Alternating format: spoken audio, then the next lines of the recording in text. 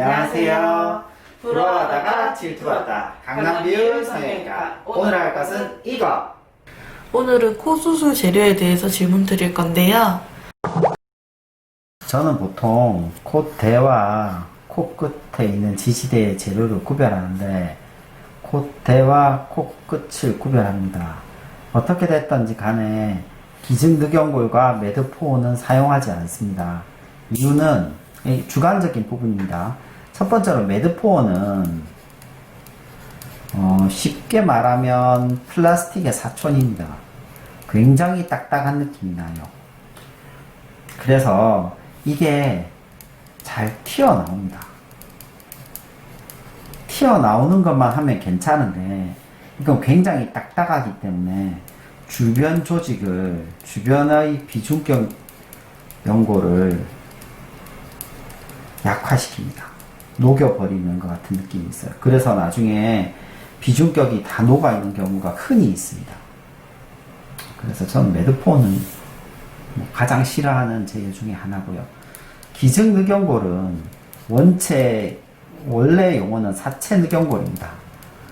누가 자기의 늑연골을 떼서 기증할 사람이 있겠어요? 없고, 사체, 카데버에서 늑연골만을 떼서 이거 항원을 없앤 처리를 한 것인데, 여러 가지 의견이 있을 수 있지만 저는 결국 녹는다 이렇게 보고 있습니다. 결국 줄어든다. 제가 아는 사람들 중에서도 기증늑연골을 했다가 처음에 한 달 정도는 엄청 높아요.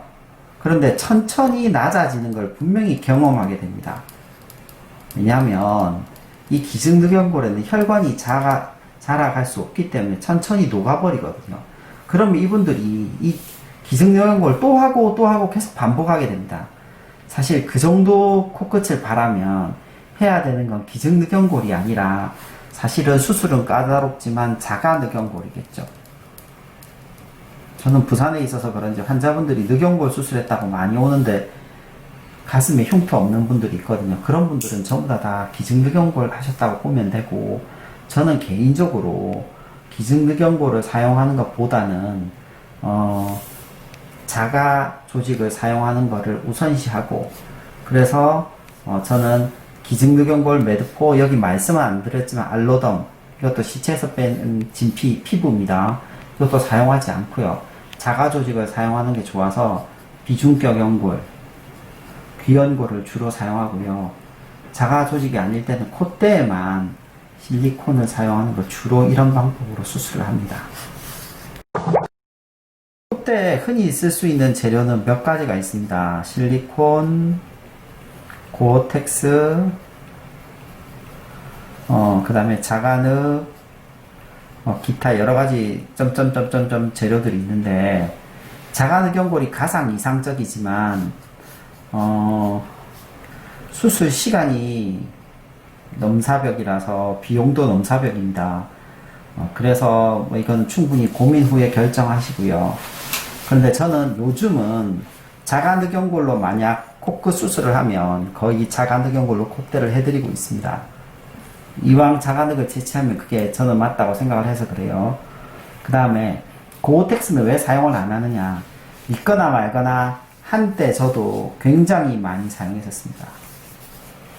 많았는데 사실 이 얘기가 가장 중요합니다. 고어텍스는 원래 듀폰사의, 듀폰이 굉장히 유명한 화학회사의 제품인데 혈관을 만들기 위해서 만든 제품이에요. 근데 듀폰사에서 성형용으로는 공급을 중지했습니다. 왜냐하면 가치가 없다는 거죠. 그런데 그거의 카피작들이 지금 팔리고 있는 거거든요.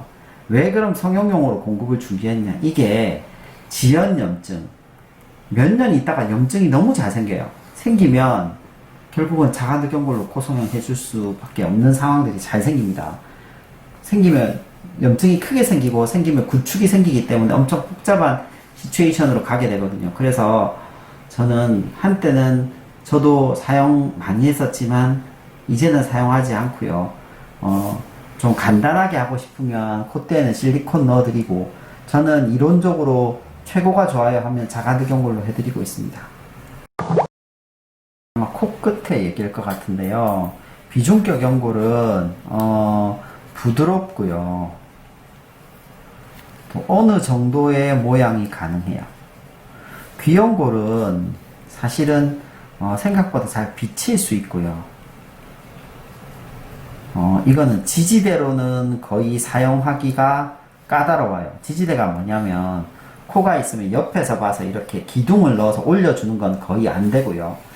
귀연골을 사용할 때는 방패이식이라고 해서 코끝에 층층이 쌓아주는 것들을 하는 데는 사용될 수 있어요. 그런데 이렇게 귀연골로 방패이식을 하면 필연적으로 코끝이 복코처럼 돼요. 뚱뚱해져요. 그래서 저는 이 모양을 좋아하지 않아요. 전 개인적으로는. 그래서 귀연골을 저는 잘 안 씁니다. 제가 귀연골 쓰는 경우는 일부러 쓰는 경우는 거의 없다시피 할 거예요. 그리고 자가늑연골은 코끝이 많이 올라가는 것이 장점입니다. 또 비주가 휘어 있는 경우 사용할 수 있고요. 가장 좋은 거는 이게 자기 것이기 때문에 자가 조직이라서 염증이나 구축에 매우 강하다는 겁니다. 단점이 있습니다. 단점. 가슴에 흉터가 생길 수 있다는 거. 어떤 사람은 얘기하는데 너무 딱딱하다고 얘기하는데 사실은 실제로 딱딱한 거는 매드퍼가 제일 딱딱하고요. 그 다음에 자가늑연골이 또 그 다음 좀 딱딱하고요. 기증늑연골이 그 다음 좀 딱딱하고요. 자가늑연골도 기증늑연골과 비슷한 정도로 딱딱하지 뭐 돌같이 되어 있지는 않습니다. 오늘 수술을 직접 해보시면 경험할 수 있는 일들입니다. 자가늑연골은 콧대도 사용할 수 있고요. 상담하다 보면 콧대에 여기 귀연골 넣어 달라는 분이 꽤나 오시는데 귀연골이나 비중격 연골을 넣을 수는 있지만 넣을 수 있어요. 넣을 수 있는데 그 효과를 눈치채지 못해요. 어떤 느낌인지 아시겠죠? 환자분들이 봐서는 넣었는데 뭐 매부리가 있는 양옆으로 넣거나 그러면 조금 알 수 있어도 그 효과가 엄청 크진 않다는 걸 아시면 되고요. 자가늑연골은 효과를 눈치챌 수 있습니다. 자가늑연골은 생각보다 뭐 3mm에서 한 5mm 정도의 두께를 넣는 거는 굉장히 쉽거든요. 그래서 이거보다 얇게 하면 부러질 수 있어서 어렵고 이거보다 두꺼우면 늑연골을 하나 더 떼야 되기 때문에 더 어렵게 되는데 하여튼 이 정도 높이까지는 일반적으로 쉽게 됩니다.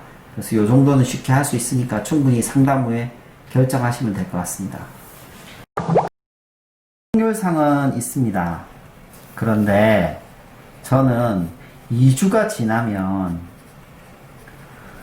거의 없으니 걱정 안 해도 됩니다. 물론 2주 동안 항생제 치료 같은 걸 할 수 있겠죠. 예방적으로. 제가 생각해서는 자가조직만 사용한다면 그 앞에 특별히 뭐 나쁜 이물질이 들어가 있지 않다면 염증 등의 부작용은 별로 걱정 안 하셔도 될 것 같습니다. 감사합니다. 감사합니다. 끝까지 시청해 주셔서 감사합니다. 좋아요와 구독, 알림 부탁드립니다.